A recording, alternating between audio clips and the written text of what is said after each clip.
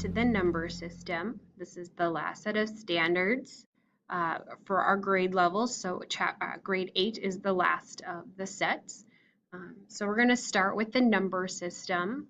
Particularly, our aim here is to realize that numbers are not all rational. So we are going to introduce irrational numbers as well and how to deal and work with them.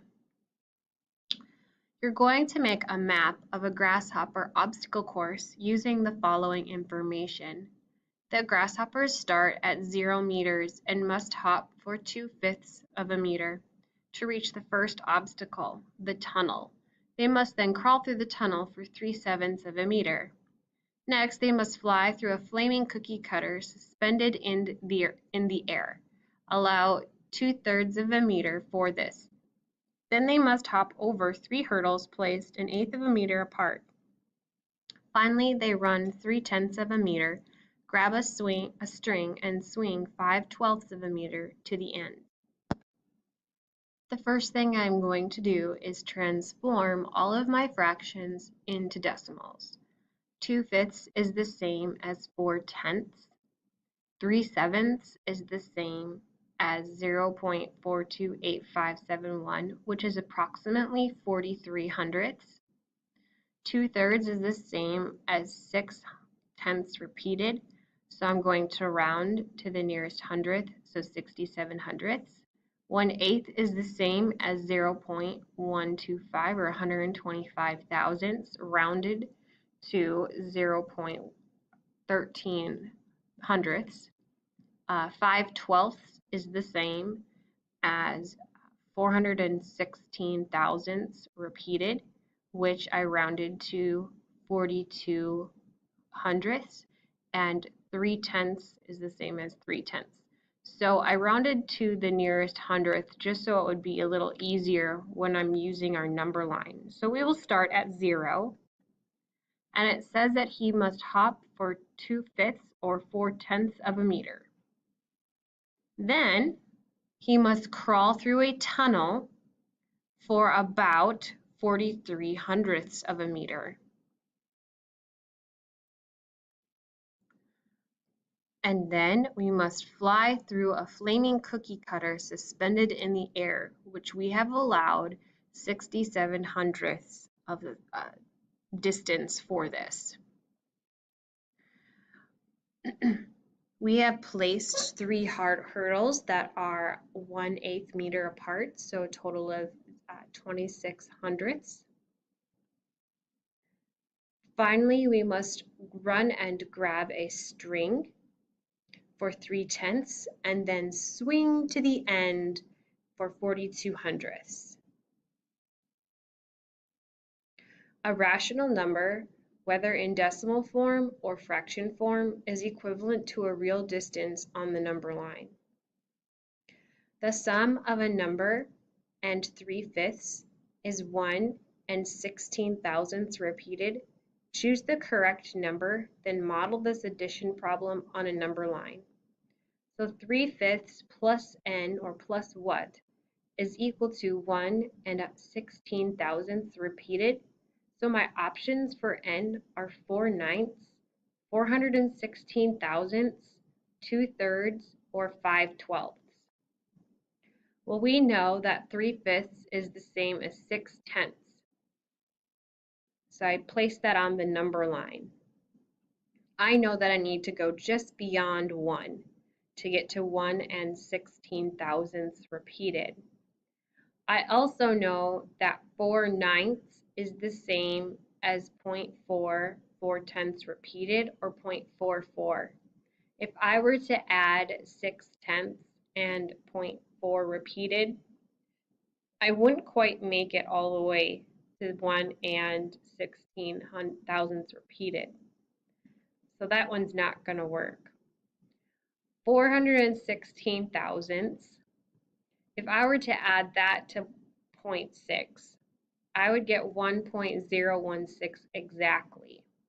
That is not the same as 1 and 16 thousandths repeated.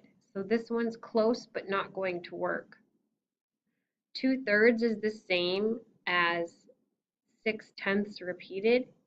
If I were to round that to the nearest hundredth, we would get 67 hundredths. Add that to 6/10, and I am well over 1.16 thousandths. So this one's not going to work.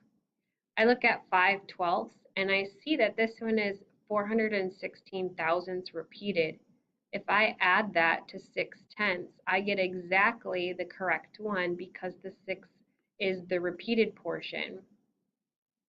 So if I add that little bit to our number line, I get exactly what we're looking for. Give the equivalent decimals for these fractions. 1/3, 5/6, 3/8, 8/15. 1/3 is the same as 3/10 repeated. 5/6 is the same as 83 hundredths. 3/8 is the same as 375 thousandths. And 8/15 is the same as 53 hundredths repeated.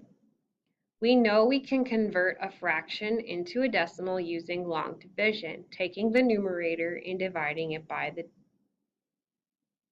the denominator. But can we turn a repeating decimal into a fraction? Let's see about that. Well, I know that 0.09 repeated is equal to 1/11th, just as a memorized fact. Well, then if I take our decimal and multiply it by 2, that gives me 2/11ths, because I can take 1/11th times 2 and get 2/11ths. What if I multiplied our unit fraction by 3? Well, that would give me 27 hundredths repeated. And if I multiply 1/11th times 3, I get 3/11ths. If I multiplied by 4, we get 36 hundredths repeated, and multiply 1/11th by 4, we get 4/11th. There is definitely some kind of pattern here. A student claims all repeating decimals can be written as fractions. Do you believe this claim? Justify your reasoning using these examples or some of your own. Well, right off the bat, I know that 6.6 repeated or 6/10 repeated is the same as 2/3. So this one is already taken care of. Then I'm going to start writing unit fractions to see if I can't make something work. Well, the first unit fraction is 1/1, which is 1. 1/2 is the same as 5/10. 1/3 is the same as 0.3 repeated. 1/4 is the same as 25 hundredths. 1/5 is the same as 2/10. So far, I'm not looking so good, but let's keep going. 1/6 is the same as 0.16 repeated. 1/7 is the same as 0.14285 repeated. Well, hey, that's one of the ones in our list, so we found that one. Let's keep going. 1/8 is 0.125 or 125 thousandths. 1/9 is the same as 0.1 repeated. Well, if I took 0.1 repeated and multiplied it by 4, we would get 4/10 repeated. And if I take 1/9 times 4, we get 4/9. So 4/9 is equivalent to 4/10 repeated. Let's keep going. 1/10 is the same as 0.1. 1/11th is the same as 0.09 repeated. So if I took 0.09 repeated and multiplied it by 2, we would get 18 hundredths repeated. So 1/11th times 2 is 2/11ths. So 2/11ths is equivalent to 18 hundredths. We're nearly there, found them all. 1/12 is the same as 0.083 repeated. So we have found our combinations. All repeating decimals can be written as fractions. Rational numbers are numbers which can be expressed as both a fraction and a decimal. Determine whether each statement is true or false. Take a moment to pause the video and make some determinations, and then we'll talk about them. All fractions can be written in decimal form. True, because we can take the numerator divided by the denominator. All finite terminating decimals can be written in fraction form. This is also true. These are rational numbers, and I just said that all rational numbers can be written as fractions. All repeating decimals can be written in fraction form. This is also true. Any decimal that can be written in fraction form is called a rational number. This is also true. Rational numbers have a decimal expansion that repeats either with zeros or a set of repeating digits. The decimal form of rational numbers has the same value and names the same point on the number line as the fraction form of the number. What is the area of the green square? What are the side lengths of the blue square? Well, the area of the green square would be 5 by 5, which is 25 square inches. And I know that a square has to be something times itself to give the area. So 8 times 8 is 64 square inches, so each side is 8 inches. But what are the side lengths of these squares? When we have an area of 38 inches squared and an area of 45 inches squared? Well, they've got to be somewhere in between 6 and 7 inches. Since 6 times 6 is 36 and 7 times 7 is 49, they have to be somewhere in between. Let's estimate as accurately as possible the side lengths of the squares based on information we know about the squares around them. Let's try a table first. Well, 6 times 6 is 36. 6.1 squared is 36.6.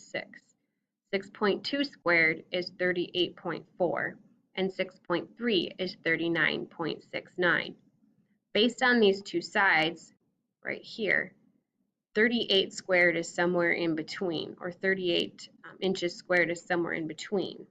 So let's expand these pieces a little bit more by going to the nearest hundredth.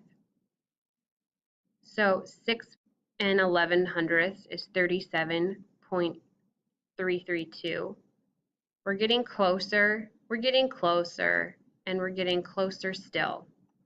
I see that 6.16 is 37.9456, the closest that we can get to 38 inches squared without going much over. I would say then that each side is about 6 and 16 hundredths. Let's use the same technique for finding the sides for 45 inches squared. So this time I will start, and we'll go from 6.1 and continue up until we find a correct or close approximation. It looks like these bottom two could be in between, so we'll expand them and work on the hundredths location. So 6 and 70 hundredths is 44 and 89 hundredths, and then we keep going. So I see then that in between 6.7 and 6.71 is where 45 inches squared would lie. So I would say that each side is approximately 6 and 71 hundredths. The square root of a number can be a rational or irrational numbers. Irrational numbers represent real distances, but they cannot be expressed as a ratio of two integers. So irrational numbers cannot be represented using fractions. Now we have a cube, and we want to know what is the side length of this cube. So we have s cubed is equal to 8. I know that 1 cubed is 1 times 1 times 1, which is 1. I know then that 2 cubed is 2 times 2 times 2, which is 8. So each side length must be 2 yards long. If I have x cubed equals 343, what is the value of x? Estimate the number to the 10th place. So we would need to eliminate the cube, so we will take the cube root of each side. So we will start. I started with 5 just because if I started with 3 or 4, I wouldn't quite get so high, and 343 is a pretty large number. So 5 cubed, or 5 times 5 times 5 is 125. 6 times 6 times 6 is 216. Aha, 7 times 7 times 7 is 343. Irrational numbers are measures of length and therefore can be located a distance from 0 on the number line. Between which two numbers does the square root of 125 fall? I know that 10 times 10 is 100, 11 times 11 is 121, and 12 times 12 is 144. Therefore, the square root of 125 must fall slightly closer to 11. Between which two whole numbers does the square root of 539 fall? This is quite larger than the numbers we have. So I started with 20, 21, 22, 23, and 24, squaring each one. I see then that the square root of 539 would fall between 529 and 576, but closer to the square root of 529. Order the following numbers. We have pi, the square root of 7, and 21 ninths. Well, this pi is 3.14159, and it goes on forever. The square root of 7 I know is between 2 and 3, because 2 squared is 4 and 3 squared is 9. And 21 ninths is 2 and 3 repeated. So I have to look a little bit closer to between 2 and 3.